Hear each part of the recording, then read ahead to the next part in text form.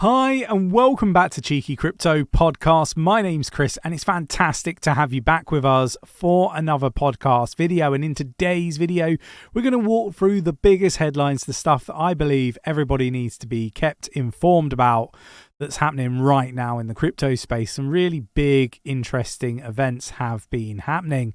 If you enjoy this sort of content, mash up the like button, subscribe if you haven't subscribed already.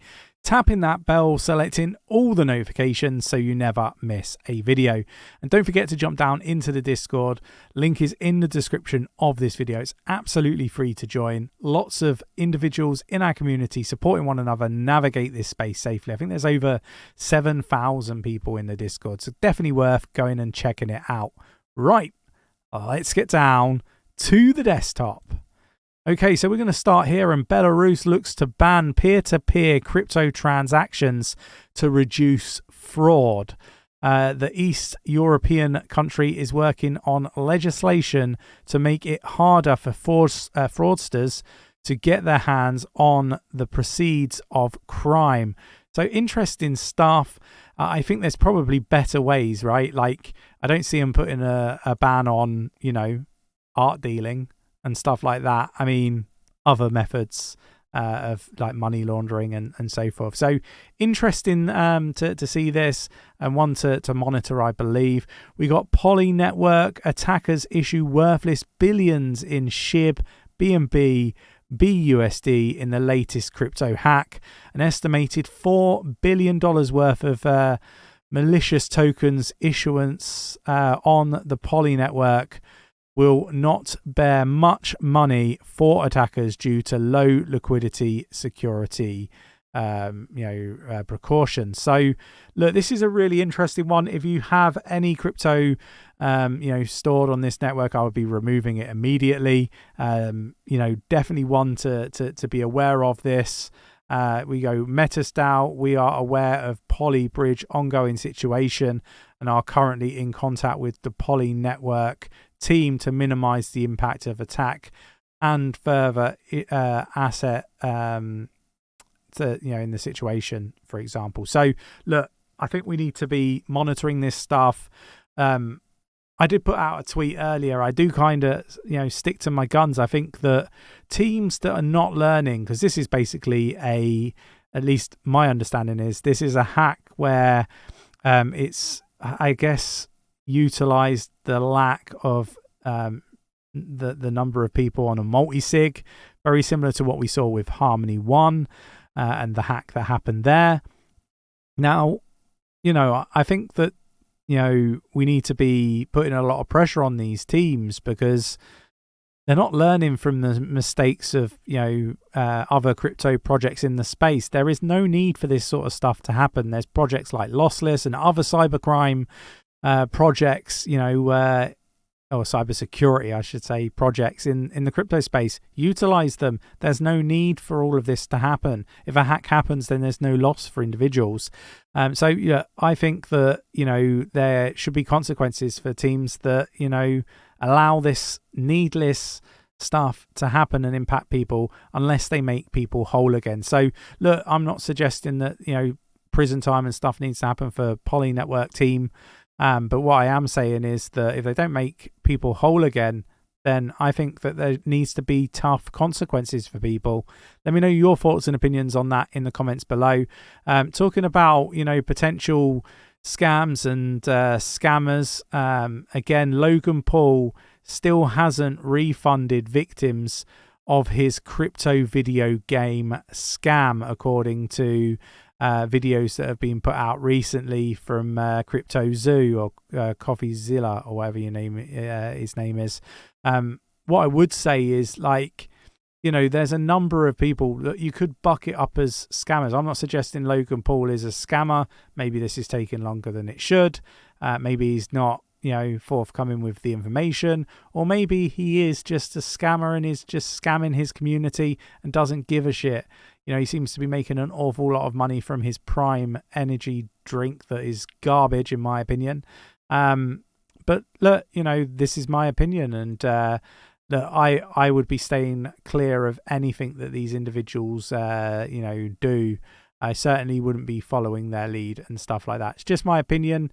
No advice from me. But do let me know your thoughts and opinions. Do you think Logan Paul is just an outright scammer who's not going to, basically, give people their money back?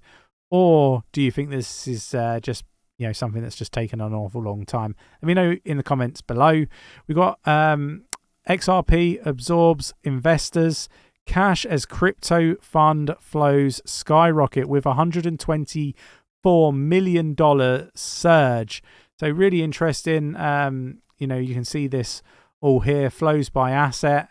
And again, this is something that, comes up in our data for XRP wallets, and, everybody's buying XRP. Complete polar opposite to what we're seeing with Ethereum. Wallets over 100,000 Ethereum has been dropping, and it's dropped over 16% in the last 12 months. The same can't be said for XRP. It's doing very, very well. You can check out 𝗕𝗘𝗪𝗏𝗀𝗀𝗧𝗏.io and access the wallet counts and all that sort of stuff for on-chain data. Go check it out. Definitely worth checking out our new website for sure. Right, moving on, we've got crypto VC investment dropped 70% in 1 year, according to reports.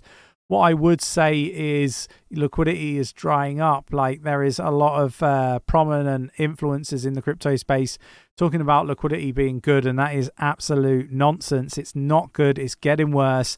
It's going to continue to get worse as liquidity is drained out of this market and other markets with, intense, massive rate hikes and inflation, and cost of living is just out of control in certain parts of the world. And look, people's money, their savings, their accessible credit is drying up. So expect some hard times ahead is kind of my thoughts and opinions. Not surprised to see VC investment dropping 70%. They know what's coming.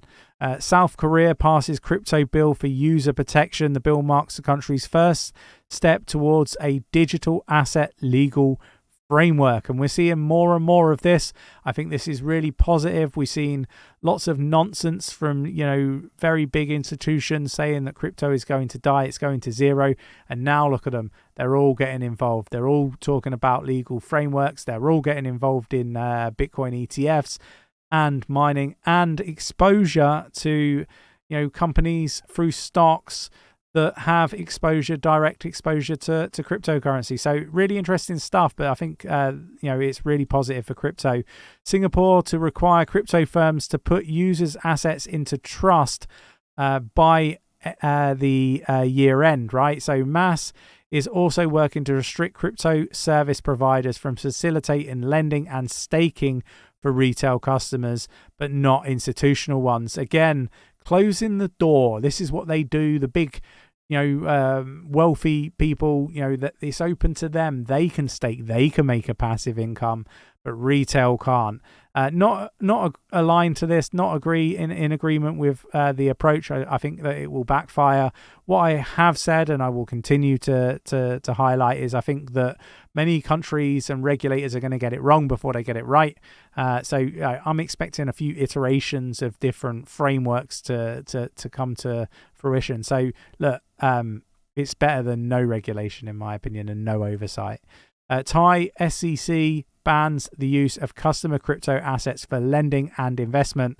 Investor protection regulator have been under discussion since September 2022 amid the crypto lending crisis that saw firms such as BlockFi and Celsius declare bankruptcy. So more going on. Again, a little bit of fear in the market because of this stuff, but ultimately I think they will all come good.